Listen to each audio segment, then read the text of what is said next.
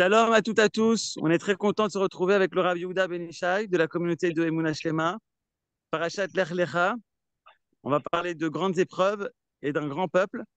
Et je suis obligé de vous dire où je me trouve. Je me trouve dans un moshav au nord, à côté de Hadera. Et on est en train d'aider des agriculteurs qui ont perdu 80% de la main-d'œuvre. Et on est avec une trentaine de jeunes du Chouk Ben Ogros pour sauver la récolte de concombres. On a déjà récolté ce matin 3 tonnes. Il y en a encore 3 tonnes de concombres à récolter pour aider. Alors, je pense que tout le monde l'a vu. Dans ces moments-là de grandes difficultés, eh ben, on remarque aussi qu'on est un grand peuple et qu'on est Beyachat, qu'on est ensemble. Pour ça, c'est juste pour montrer ce que le Rabbin Ishai va dire. On le voit déjà se réaliser. Il va nous expliquer la profondeur de Parashat Lech Lecha, des grandes épreuves, un grand peuple. Bechavod Aram. Allô? טוב, כל הכבוד, אהרון, כל הכבוד aux jeunes qui sont allés aider les Chaklaïm. Ça fait partie évidemment de la réussite de notre peuple. Et on sait que tous nos ancêtres, dès qu'ils sont arrivés en Eretz Israël, ont collaboré au développement de la terre. Et évidemment, c'est un grand Kiddush Hashem. Une fois revenu sur sa terre, ce peuple est capable d'en faire sortir les plus belles choses et les plus beaux fruits. Be'atzlacha, mamash Amen, amen. be'atzlacha, kol hakavod lachem. Que ça soit une initiative qui se répète à beaucoup d'endroits. J'en profite pour inviter tous ceux qui nous entendent à l'étranger, en dehors d'Eretz Israël. Nous savons que vous êtes associés à nous. Nous savons combien vous vous mobilisez pour aider et le peuple et son armée. La proposition que j'ai à vous faire, venez une semaine, portez-vous volontaire, venez aider, ne restez pas loin, soyez prêts. Sentez que vous faites partie de ce peuple extraordinaire, que vous en êtes des membres et que quand le peuple d'Israël a besoin d'affronter les épreuves, vous êtes là avec lui, non pas de loin, mais tout de suite, à côté de lui. Alors, j'espère que ce message sera entendu et transmis. Venez, n'hésitez pas, de nombreux le font déjà et nous vous encourageons à le faire, même pour quelques jours. Il y a en cela un sentiment extraordinaire de se sentir une seule et même famille, un seul et même peuple. Le cours d'aujourd'hui est consacré à la Refoua Shlema de Michel Léa Batester Cassel par son mari Yehuda Denis Cassel. Nous lui souhaitons, ainsi qu'à tous les malades et à tous les blessés qui malheureusement ont été atteints dans leur corps et dans leur âme par les assassins, que rien n'a arrêté et grâce à Dieu, nous sommes en train de reprendre le dessus. La paracha de cette semaine, la paracha de Lech Lecha, nous fait entrer dans la vie de notre ancêtre Avraham Avinu.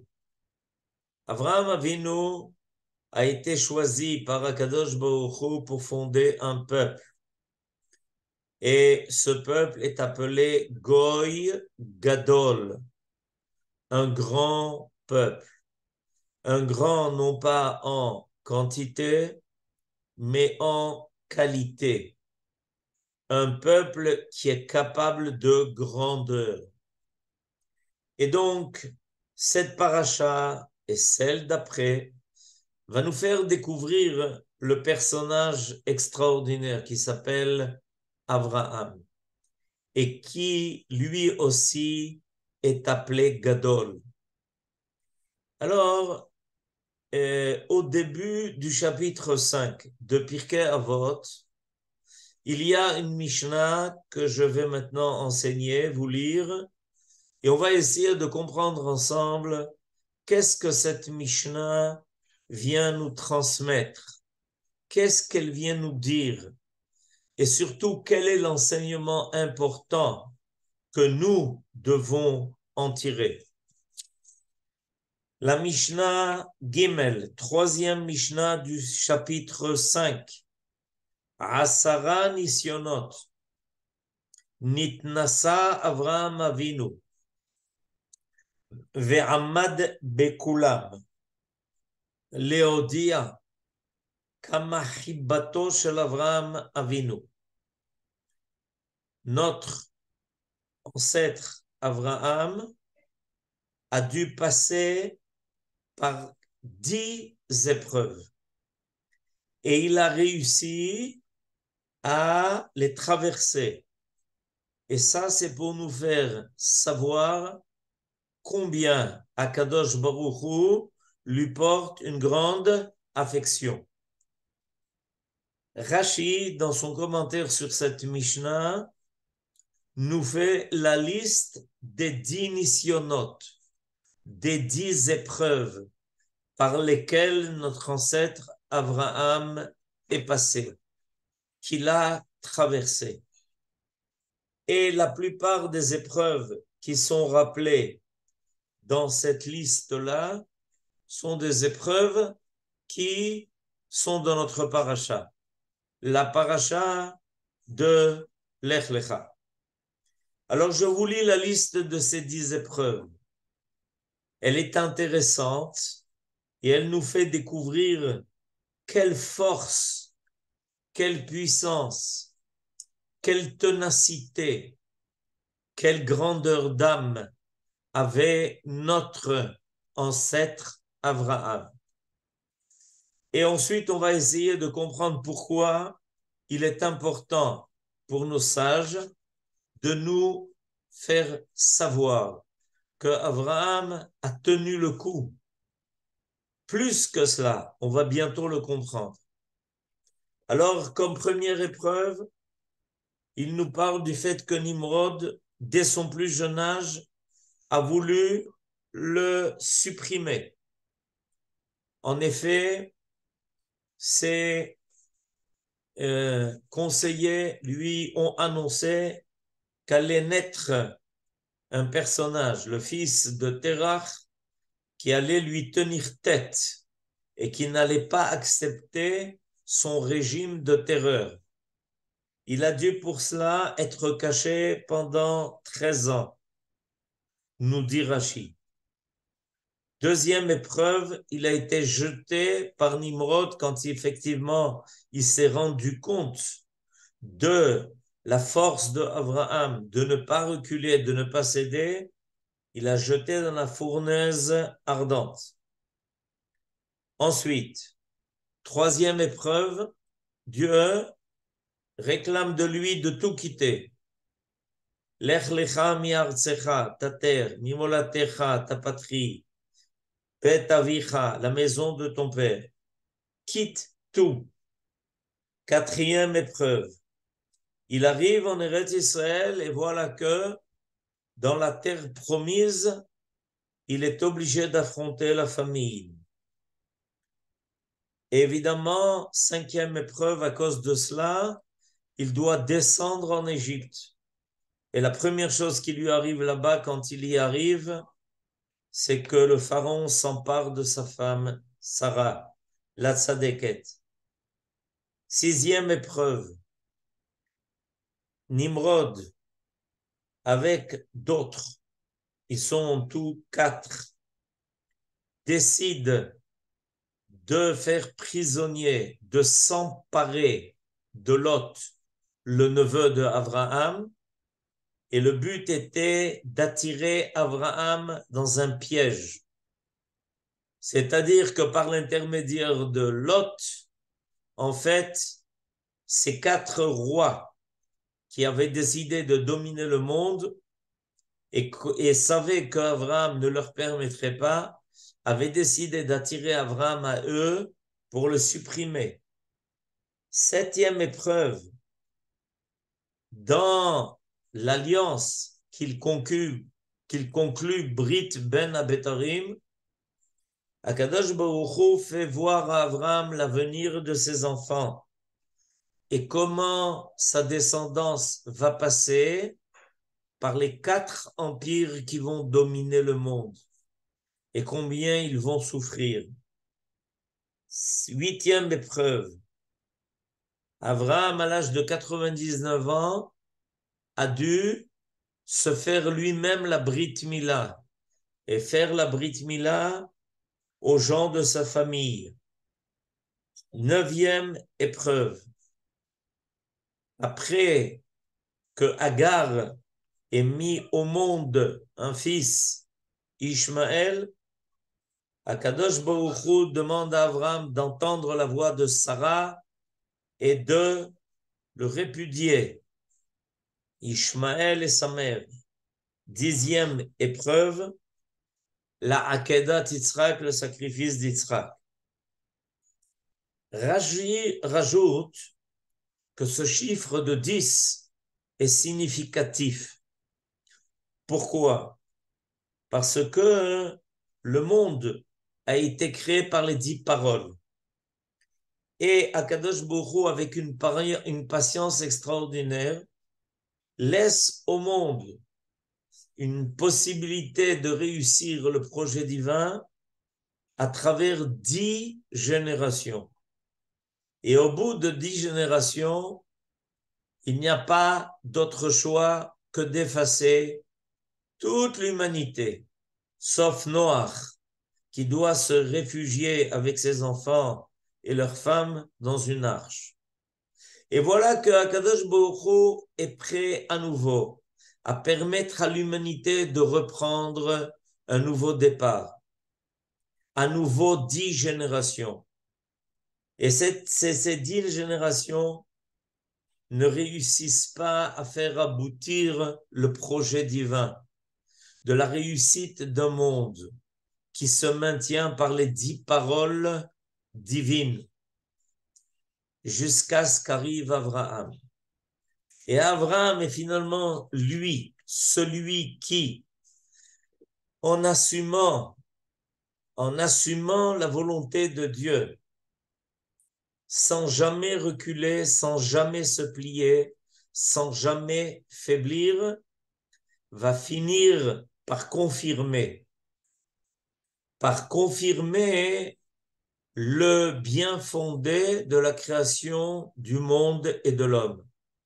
Abraham va justifier le projet divin de permettre à l'homme de vivre dans le monde que Dieu a créé et de se servir de son libre arbitre pour le faire aboutir selon le bien, selon ce que Akadosh Baruch Hu a voulu. Tov ou Metiv Lakol. Et la question qui se pose, et qui s'est posée à l'époque d'Abraham, et qui se pose de nos jours aussi, pourquoi est-ce qu'Abraham a dû traverser ces 10 épreuves, qui, comme on l'a dit tout à l'heure, font référence aux 10 paroles divines? Et le Maharal, dans son commentaire sur Pirkei Avot qui s'appelle Derech Hayim, nous explique quelque chose d'important. Le bien doit non seulement exister, mais il doit se révéler. Abraham est une âme particulière. Elle est l'âme de l'homme qui a pris, après 10 générations et encore 10 générations, va enfin permettre au monde d'être, de réussir, d'être à l'image de son créateur. Qu'est-ce que c'est que le Chilul Hashem, la profanation du nom de Dieu? Le Chilul Hashem, c'est quand le monde n'arrive pas à témoigner à témoigner du Créateur. Un monde dans lequel le mal règne ne témoigne pas du Créateur, qui n'est que bonté, qui n'est que bracha, prospérité. Et voilà que donc pendant 10 générations et encore 10 générations jusqu'à Abraham, il y a un doute, il y a dans le monde une absence de témoignage vis-à-vis du Créateur. Abraham est là pour le faire. Et il a en lui toutes les qualités nécessaires. Il a en lui toutes les midot. Il a même la mida fondamentale, la mida du chesed. Abraham est l'homme qui veut entièrement s'identifier avec Dieu, avec le Créateur. Il est à la recherche de toutes les qualités, de toutes les vertus du Créateur. Et il veut lui ressembler. Il veut faire apparaître sur terre ce qui est déjà dans les cieux. À l'époque de Noach, Noach comprend qu'il y a un Dieu dans les cieux et il veut évidemment éviter de se laisser prendre et attraper par la génération du déluge, une génération qui est entièrement dépravée, qui remplit la terre de toute débauche et qui n'a aucune moralité, qui s'empare de tout, sans rien distinguer. Vatimale haaretz Hamas. Abraham, lui, décide qu'il ne suffit pas de croire dans ce qui est dans les cieux, dans les qualités qui résident dans les cieux. Il veut que Dieu puisse se révéler sur terre, que toute cette pureté céleste puisse apparaître sur terre à travers la vie des hommes, à travers la matière. Et pour ça, il est prêt à se mobiliser.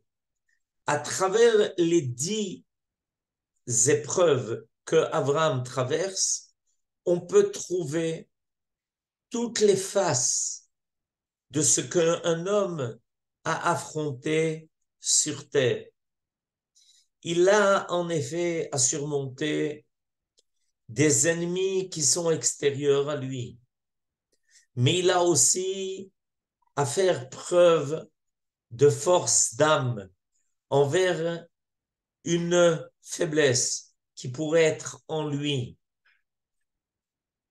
La dernière épreuve de Abraham, c'est décider de s'aligner complètement sur la volonté divine.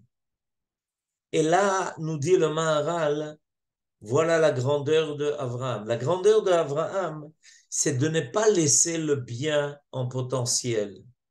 C'est de faire que ce bien puisse se révéler, apparaître, être, régner.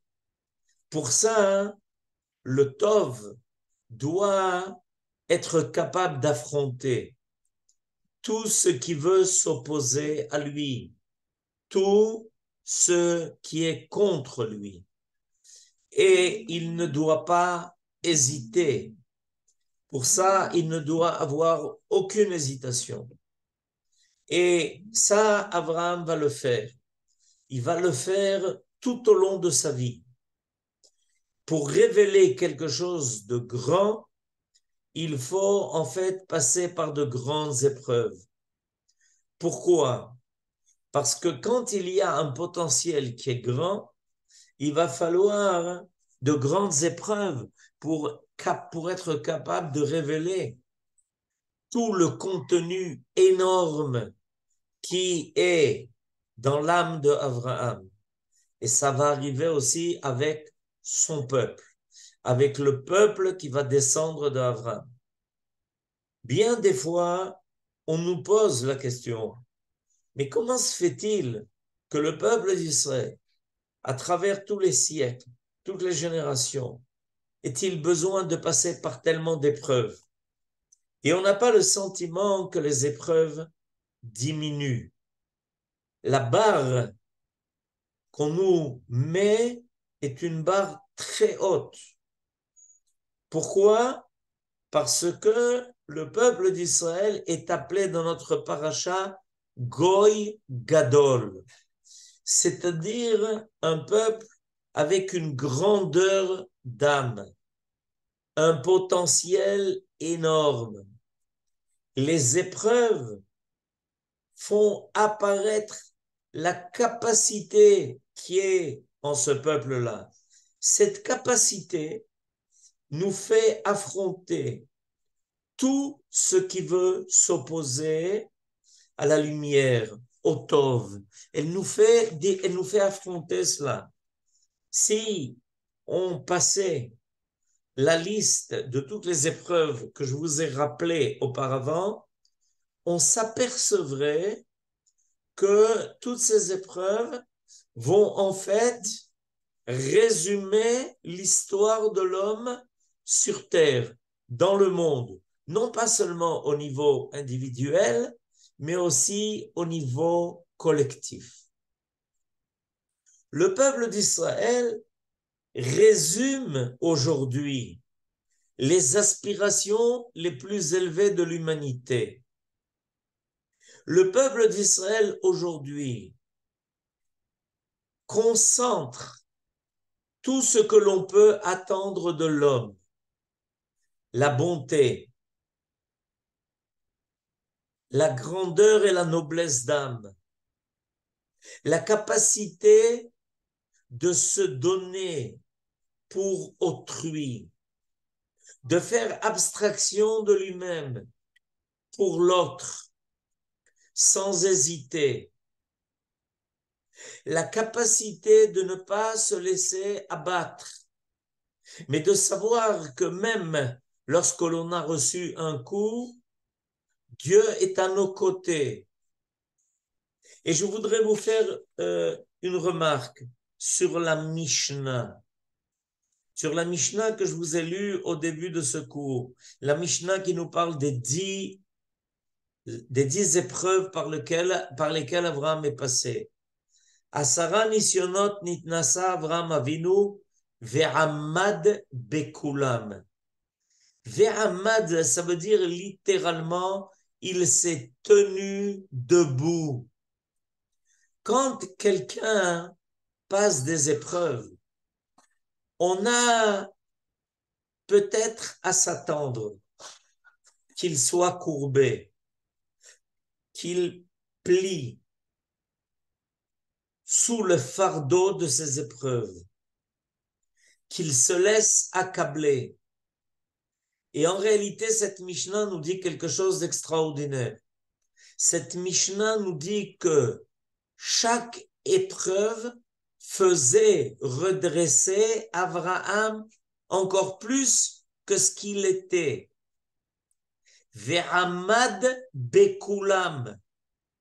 Ve'amad bekulam, ça veut dire que grâce à elle, à ces épreuves-là, Abraham, il était omed. Plus les épreuves devenaient difficiles, plus Abraham était omed. Il se tenait droit, debout. Bekol shiur komato, de toute sa stature.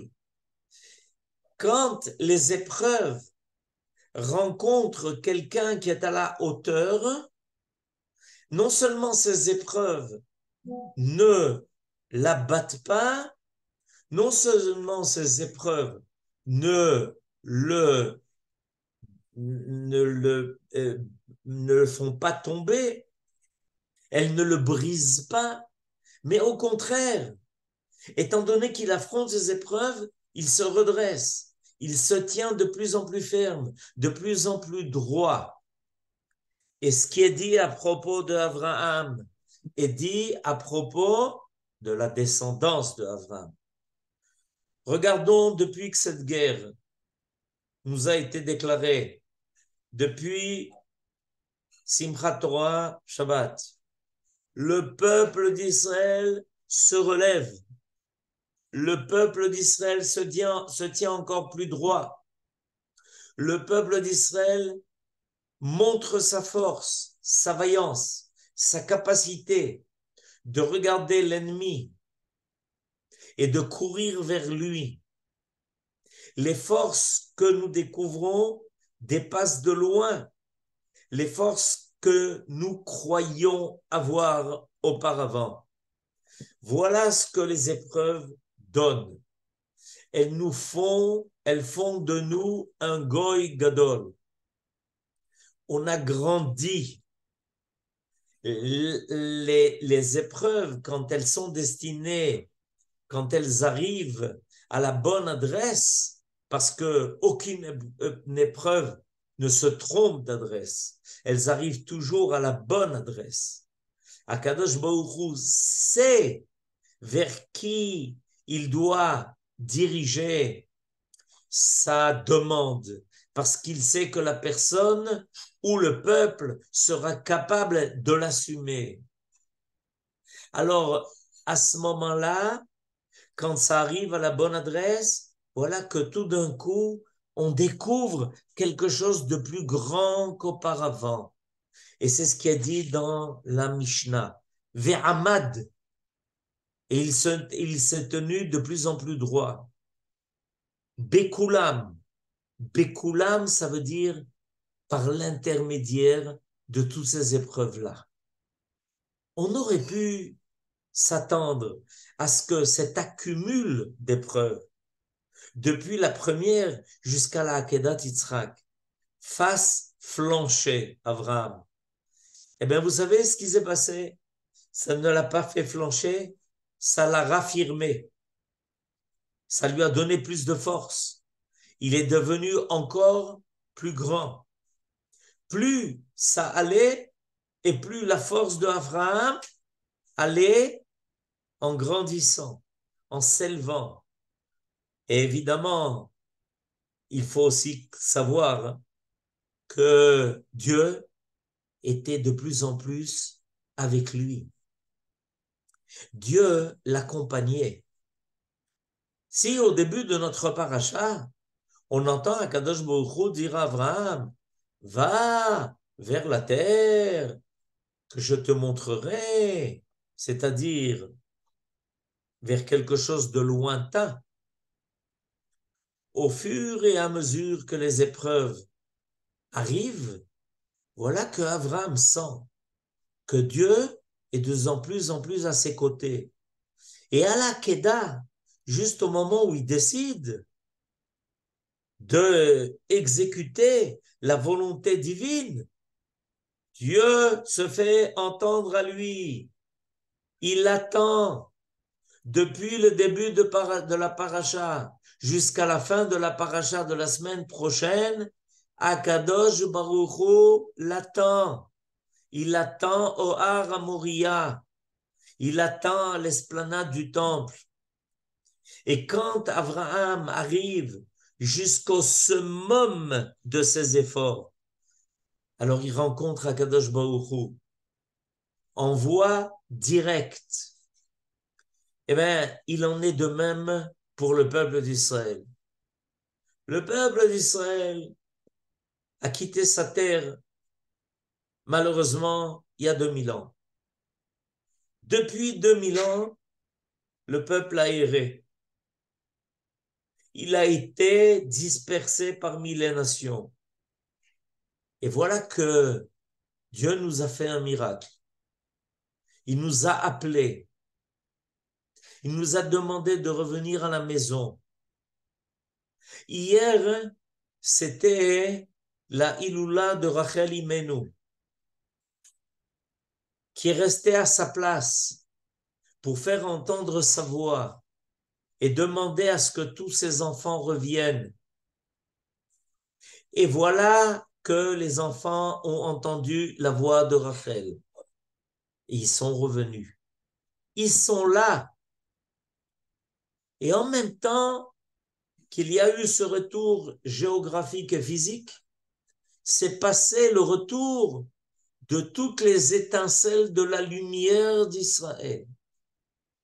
Maintenant, il y a un concentré, un faisceau de lumière, un laser de lumière, d'une force, d'une énergie énorme, réunie sur la terre de Dieu.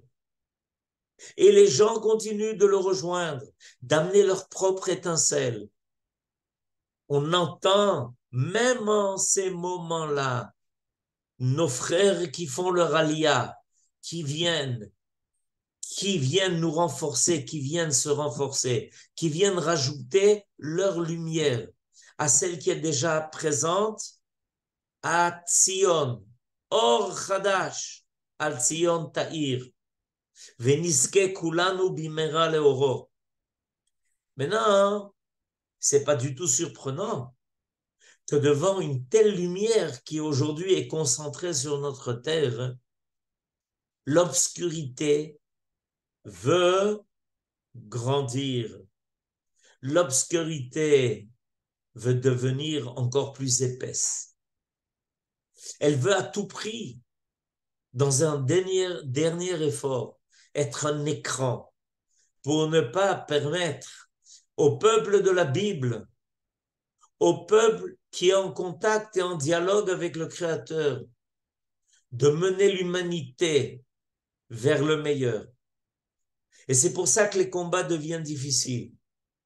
Et c'est pour ça qu'en même temps que le retour d'Israël sur sa terre, voilà que tous ceux qui ont choisi le camp du mal et des ténèbres se réunissent aussi.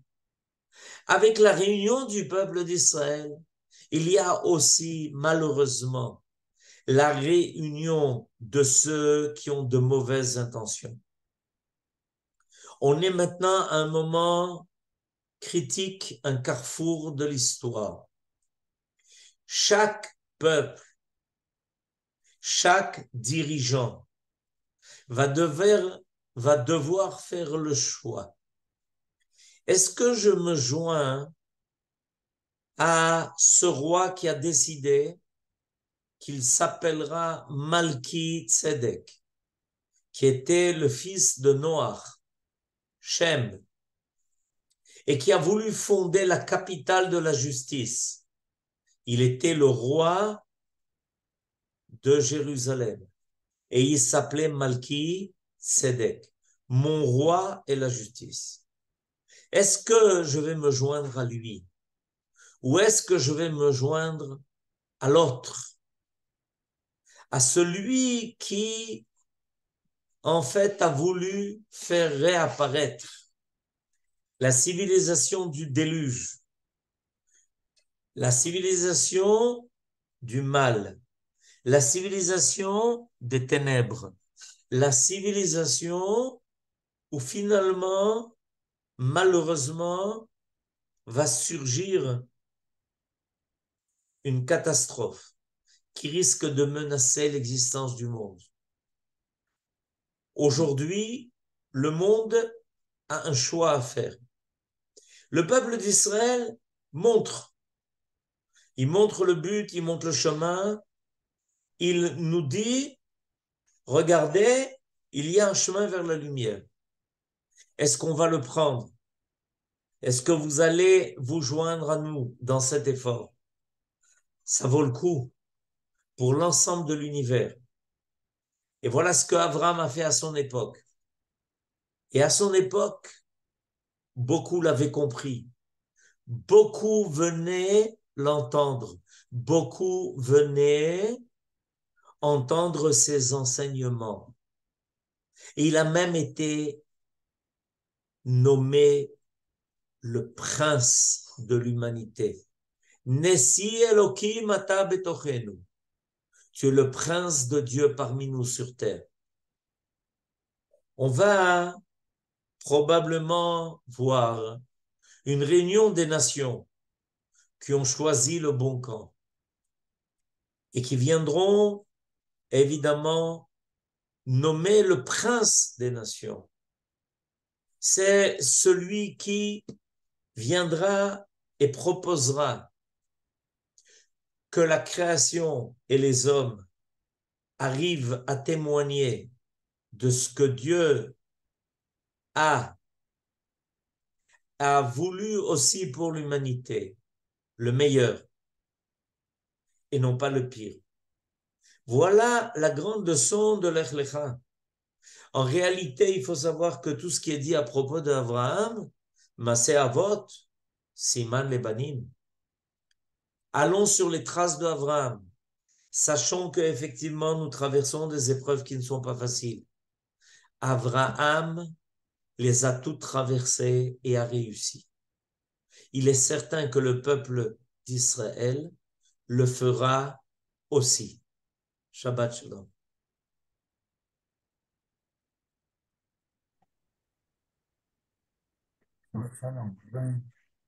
Shabbat Shalom, bravo. Chazak, merci beaucoup. Shabbat Shalom Mevorach. Shabbat Shalom. Shabbat Shalom. Shabbat Shalom. Shabbat Shalom, Toda Rabba. Shabbat Shalom. Baruch. Yeah.